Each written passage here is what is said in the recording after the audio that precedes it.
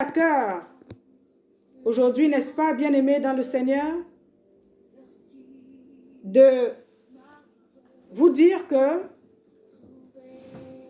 quand tes combats sont rudes, Dieu descend sur terre. Quand tes combats sont rudes, Dieu descend sur terre. Abonnez-vous sur ma chaîne YouTube Rocher des Miracles. Likez, partagez et commentez, car c'est toujours avec un grand plaisir que je veux partager la parole de l'Éternel avec vous. Nous allons prendre tout de suite 2 Samuel 5.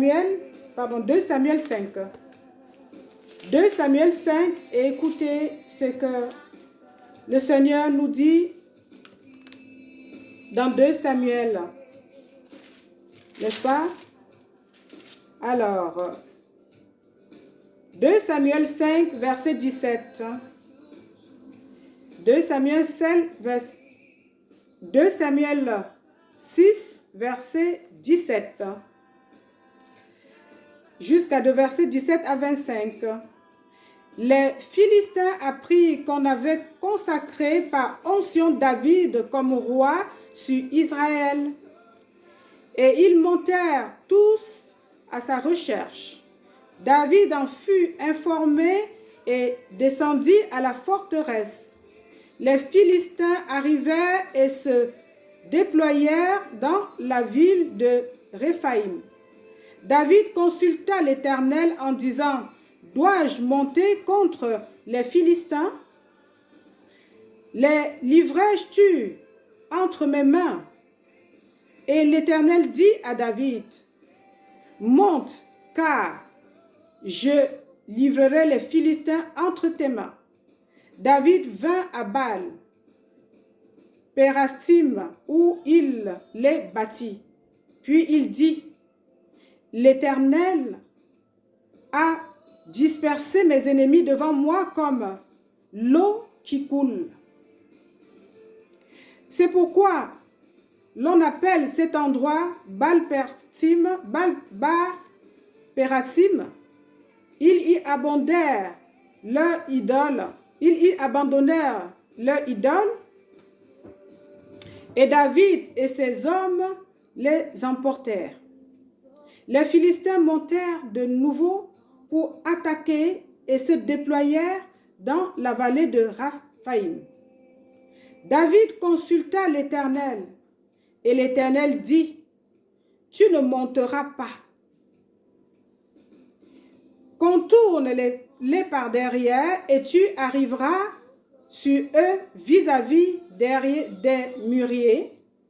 Quand tu entendras un bruit de pas dans les cimes des mûriers, alors dépêche-toi, car c'est l'Éternel qui marche devant toi pour battre l'armée des Philistins.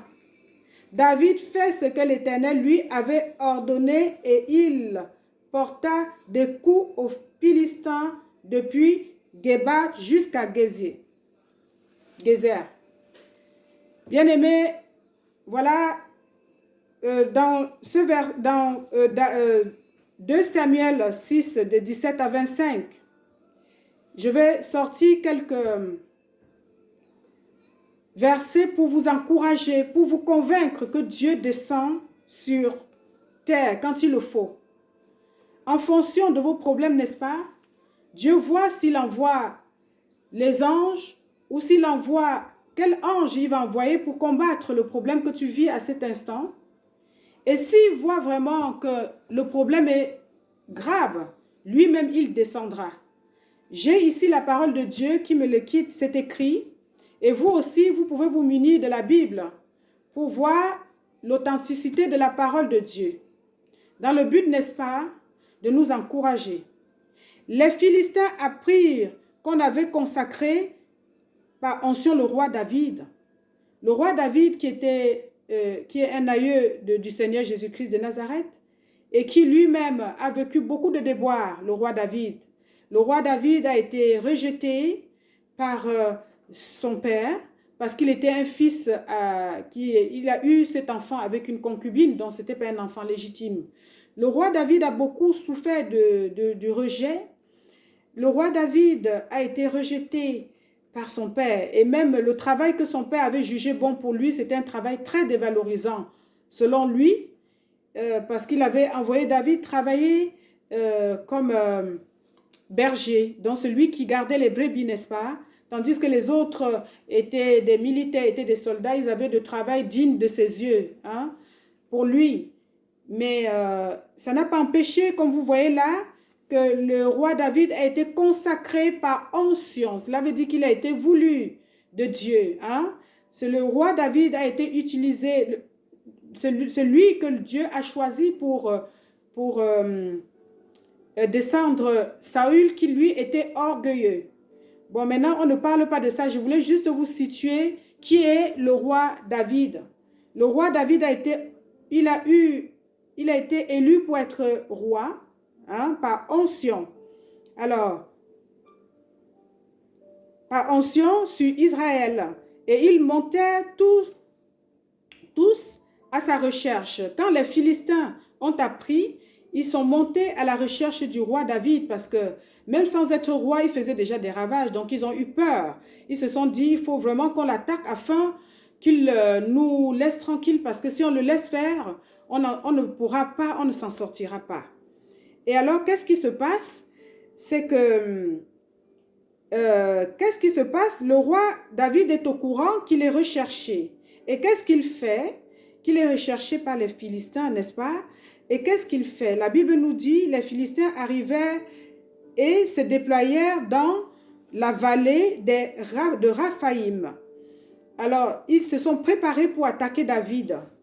David consulta l'Éternel en disant, David consulta l'Éternel. Il était déjà roi. Il aurait pu se dire, pourquoi je veux consulter l'Éternel?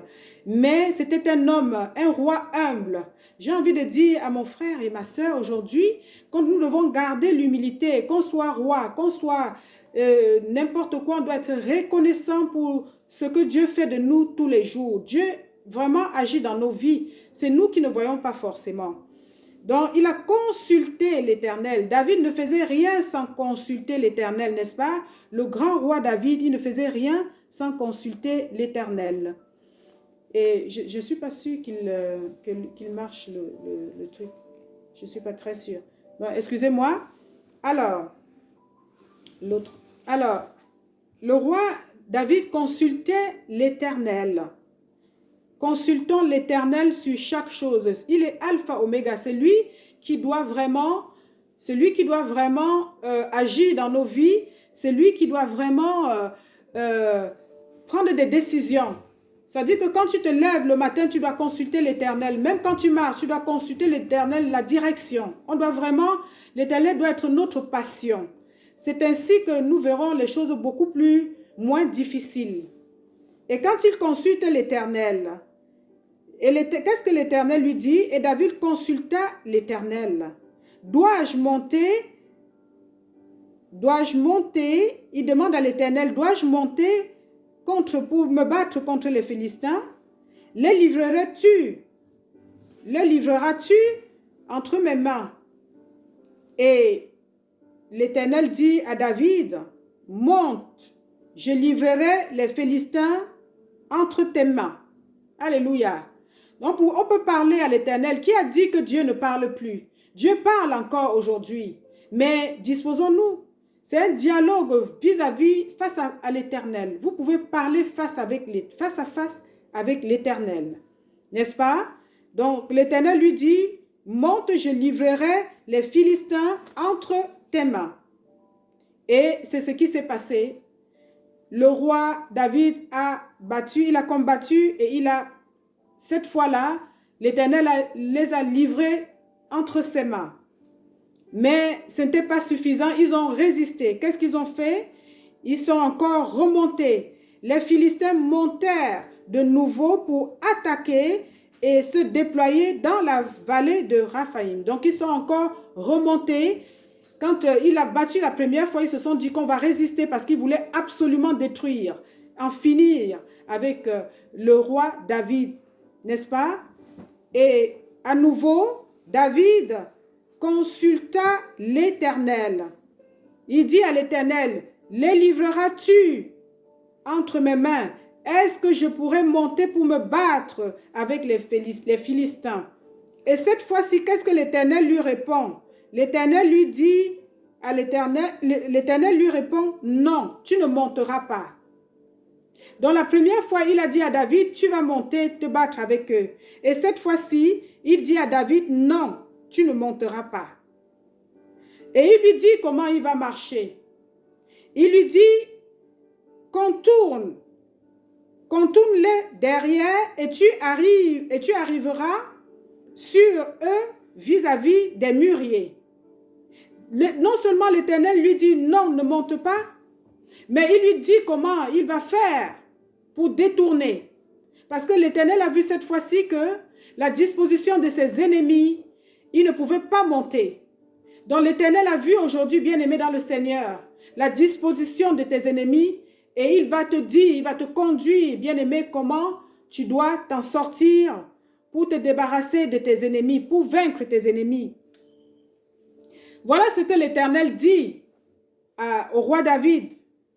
Quand tu entendras un bruit de pas dans les cimes des mûriers, alors dépêche-toi, car c'est l'Éternel qui marche devant toi pour battre l'armée des Philistins. L'Éternel te dit qu'il va marcher devant toi. Donc je suis en train de te dire, bien-aimé dans le Seigneur, parfois tu penses que tout est fini, parfois tu penses qu'il n'y a plus d'espoir, mais c'est alors que Dieu lui-même, il vient marcher devant toi. Il a dit à David, fais attention, donc sois éveillé. Fais attention veut dire que tu restes éveillé. Quand il va faire le signe, il marchera, tu entendras ses pas, bien-aimé. Et en ce moment-là, quand tu entendras un bruit de pas dans les cimes des mûriers, alors dépêche-toi, car c'est l'Éternel qui marche devant toi pour battre l'armée des Philistins. Alléluia. L'Éternel marche devant toi. Il est capable de descendre. Ne baissons pas les bras. Il est le même. Il ne va jamais changer. David fit ce que dit l'Éternel lui avait ordonné et il porta coup aux Philistins depuis Gebab jusqu'à Gézer. David rassembla encore toute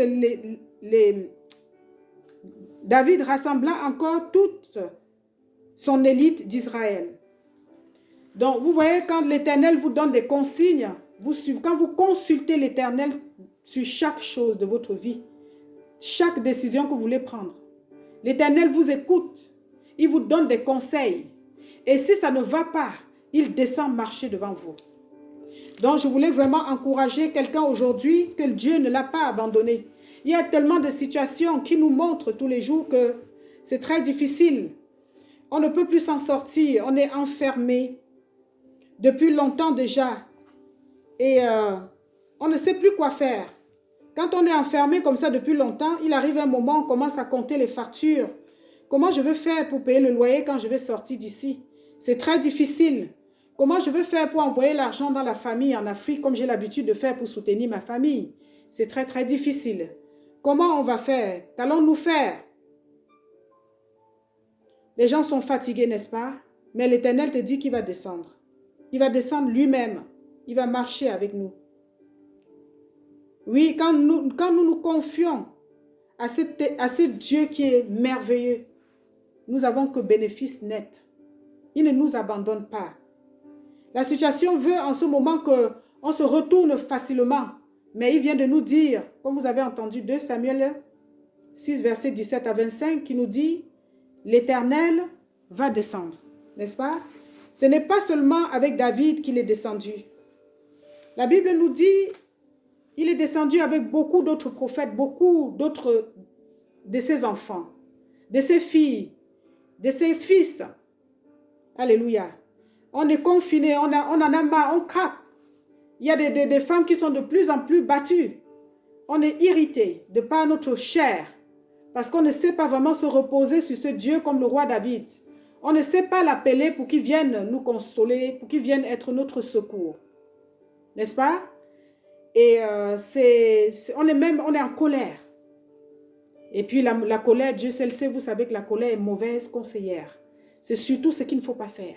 La colère est mauvaise conseillère. Vous allez voir, la Bible nous dit, Éphésiens 4, 26. Éphésiens 4, verset 26. Si vous vous mettez en colère, ne péchez point. Car le soleil finit toujours par arriver. Ne péchez point avant la tombée du soleil sur vous. Qu'importe ce que vous allez vivre dans la journée, gardez, ne dites pas des mots qui vont irriter le Seigneur, mais au contraire, gardez la foi, soyez zen, parce que c'est lui qui va faire votre plan de guerre. C'est lui qui va vous encourager. C'est lui-même qui va vous faire avoir la victoire.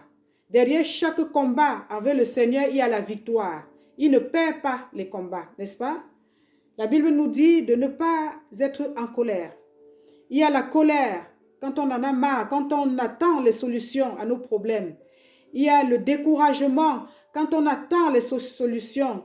Il y a la peur aussi de ne pas y arriver. Il y a, on est effrayé par tout ce que les journaux nous disent. Les nouvelles ne sont pas bonnes. Je peux vous assurer que tout ce qui est de la peur, tout ce qui est de la colère, tout ce qui est de l'anxiété, tout ce qui est des angoisses, bien aimées, ça c'est de la part de l'ennemi. Ça c'est vraiment la bombe que l'ennemi nous inflige tous les jours. La peur ne vient pas de Dieu, le découragement ne vient pas de Dieu, les angoisses ne viennent pas de Dieu et bien d'autres choses qui nous enveloppent, qui nous entourent, n'est-ce pas? Nous allons voir ici que nous allons voir dans Actes des Apôtres, chapitre 16, versets 25 à 26.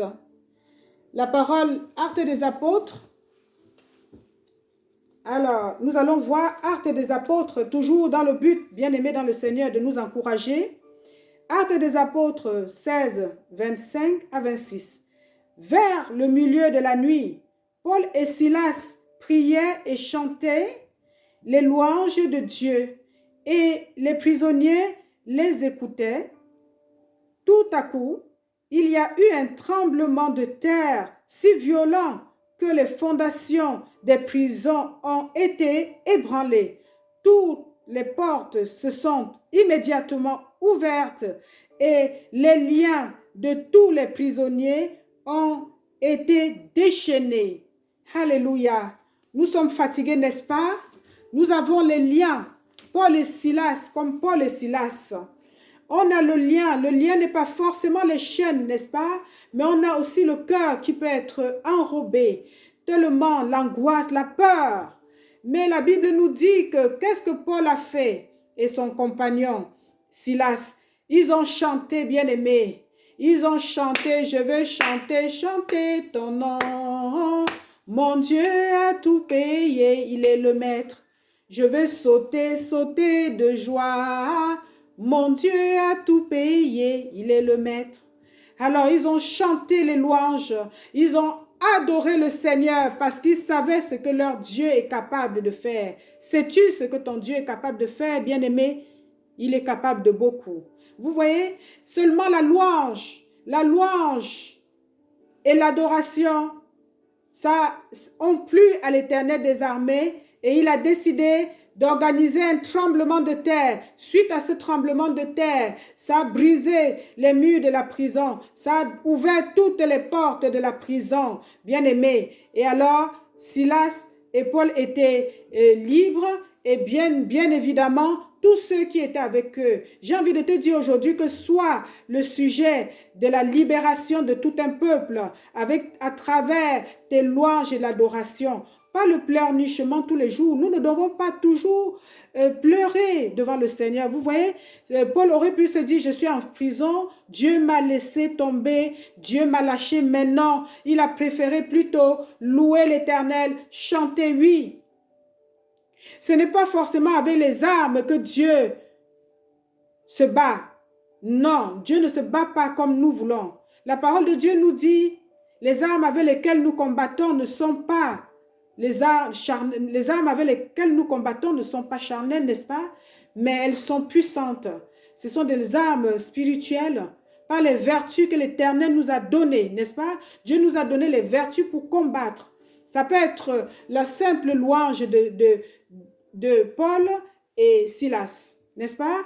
Vous chantez simplement et vous voyez comment l'Éternel est content parce qu'il aime qu'on l'adore. Il veut qu'on soit un peuple reconnaissant. Vous voyez? Alors, ils auraient pu se dire, on a été abandonné et tout arrêté. Non, ils ne l'ont pas fait. C'est un passage qui est énorme. Vous êtes en prison et vous choisissez de chanter, de louer l'Éternel encore. Mais combien d'entre nous réagissent comme ça? Dès qu'on est en première difficulté, allez, on abandonne. Il n'y a pas que Paul et Silas. Il y a beaucoup d'autres hommes de Dieu, comme je vous ai dit, qui ont fait des merveilles avec la foi, n'est-ce pas? Qu'on est enfermé et Dieu est descendu. Parce que quand Dieu vient délivrer Paul et Silas dans leur prison, c'est lui-même qui agit en ce moment. C'est pour ça que, bien-aimé, je te dis, ne pense pas que tes problèmes sont si durs que tu ne peux pas t'en sortir. C'est alors que Dieu va descendre. Je suis en train de te dire aujourd'hui que tes problèmes sont grands et quand bien même tes problèmes sont grands, Dieu descendra lui-même. Alléluia. Parfois même, pour voir la face de Dieu, tu dois avoir des problèmes. N'est-ce pas? J'aimerais bien, moi aussi, me retrouver dans cette prison où étaient Paul et Silas pour voir les merveilles de l'Éternel des armées. Donc, derrière chaque chose négative, il y a une chose positive, bien-aimé. Il ne pleut pas tous les jours. Il ne fait pas la tempête tous les jours. Après la pluie, il y a le beau temps. N'est-ce pas? Après la nuit, qu'importe la durée de la nuit, n'est-ce pas? Il y a toujours, le soleil finit toujours par se lever. Donc, qu'importe la période du confinement, on sera libre par tous les moyens. En Christ, dans le nom puissant de Jésus de Nazareth, nous allons être libérés. N'est-ce pas? Alors, je vais parler ici aussi des amis de Daniel, n'est-ce pas? Qui avaient été jetés dans la fournaise ardente. Je vais parler ici de Shadrach, de Meshach et Abednego. Les amis, les compagnons de Daniel, le prophète Daniel qui était vraiment un prophète qui était aussi connu comme sans péché. La Bible nous dit que Daniel est l'un des prophètes qu'on n'a jamais trouvé un péché en lui, n'est-ce pas? Alors, ses compagnons, les amis avec qui il marchait pour parler au nom de l'Éternel, et à un moment donné, ils étaient soumis. Le roi Nebuchadnezzar les a obligés à se prosterner contre son Dieu qui était bâti, donc une statuette qui n'a pas de vie. Ils ont carrément dit que non, non, non, nous ne voulons pas de ce Dieu-là parce qu'on a un Dieu qui est vivant. Ton Dieu n'a pas de vie, mais non, on a un Dieu qui est vivant. Donc le roi qui était imbu de sa personne hautain a décidé de les balancer dans cette fournaise qui était donc un lieu où quand les gens, le roi n'était pas content, on balançait les prisonniers ou les personnes qui avaient désobéi au roi. Sauf que là, ce n'était pas le cas. Ils avaient juste dit que non, non, non, nous ne voulons pas adorer une statue qui n'a pas de vie, mais au contraire, nous adorons notre Dieu qui est le Père céleste. Il est toujours le même. Il est assis sur son trône et il nous regarde. N'est-ce pas, bien-aimés dans le Seigneur?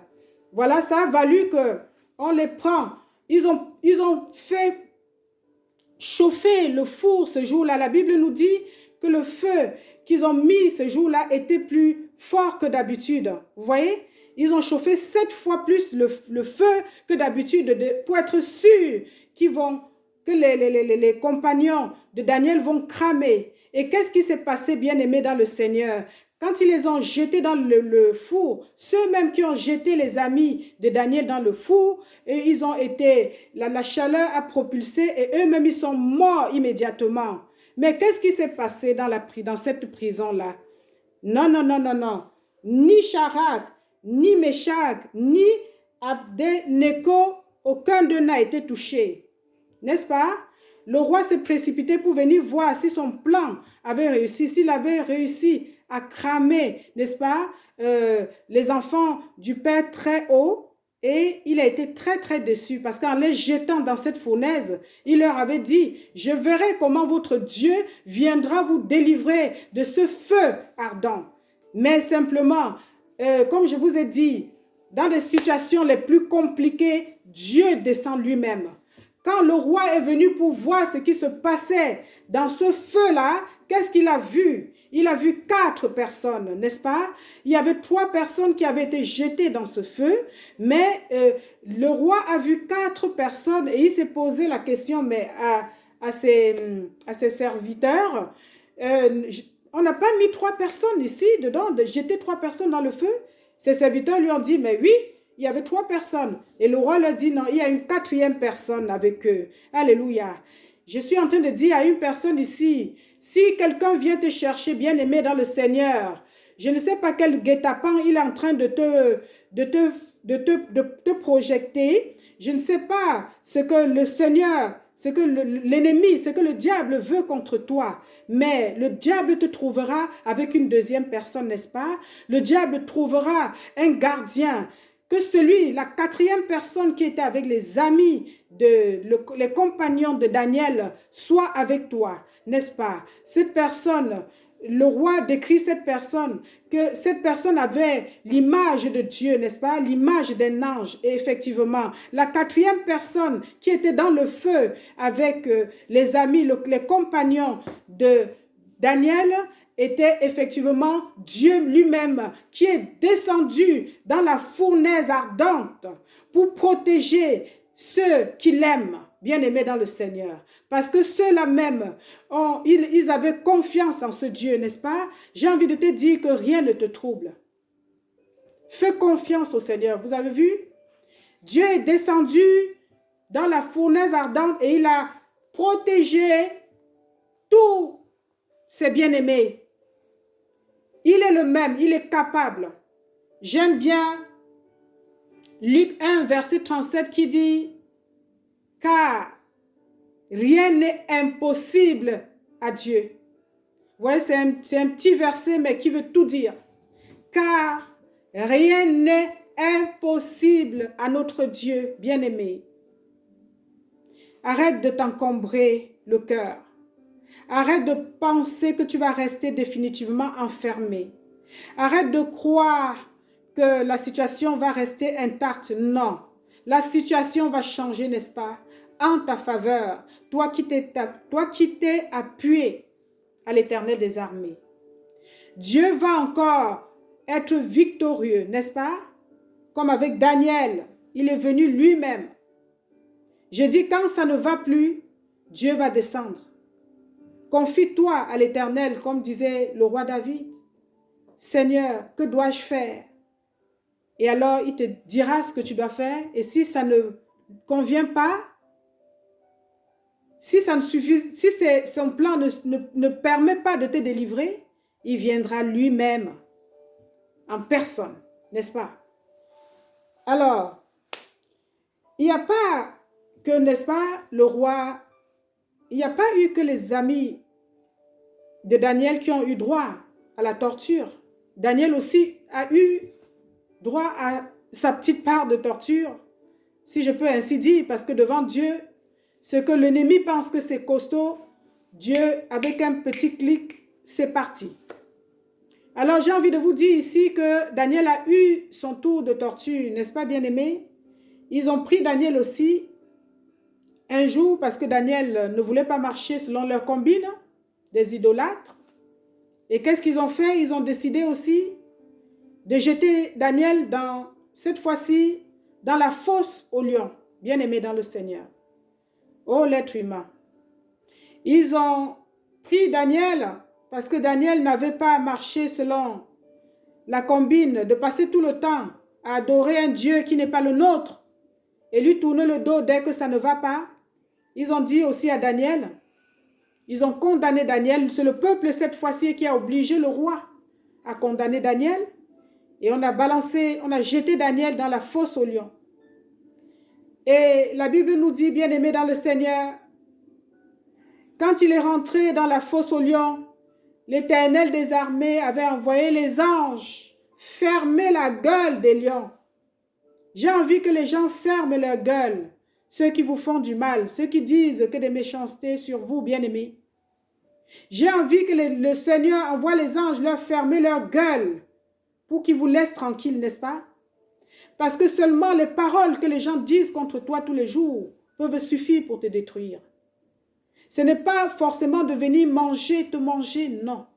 Même simplement les paroles que les gens disent à ton encontre suffisent pour te détruire, n'est-ce pas, bien-aimé? Alors j'ai envie de dire aujourd'hui que les anges viennent fermer la gueule de tous ceux qui bloquent ton chemin. Viennent bloquer, viennent, n'est-ce pas, fermer la gueule du lion pour les empêcher d'agir contre toi. Et quand le roi est venu pour observer ce qui se passait, parce qu'il était persuadé que les rois allaient débroyer, le peuple était persuadé que les lions allaient broyer Daniel jusqu'aux os, ils sont venus trouver quelqu'un qui était tranquille dans son coin et qui vraiment était encore en accord parfait avec l'Éternel des armées. Bien-aimé dans le Seigneur. Donc Dieu encore est descendu. Je suis en train de te dire que Dieu va descendre lui-même. Tes problèmes ne dépassent pas Dieu. Non. Car tout est impossible, tout est possible dans les yeux du Seigneur, devant les yeux du Seigneur. Rien n'est impossible à Dieu, n'est-ce pas? Donc vous avez ces cas que j'ai énumérés pour vous dire, bien-aimés, que Dieu ne nous abandonne pas. C'était un message d'encouragement. Père éternel, que tous ces messages nous servent d'encouragement et que nous n'abandonnons jamais, jamais. Parce que quand ça va mal, toi-même tu descends pour nous protéger. Sois élevé encore pour l'éternité. Amen, amen. Tu es béni. Surtout, n'oublie pas de partager, de liker et surtout abonne-toi sur la chaîne YouTube Rocher des Miracles.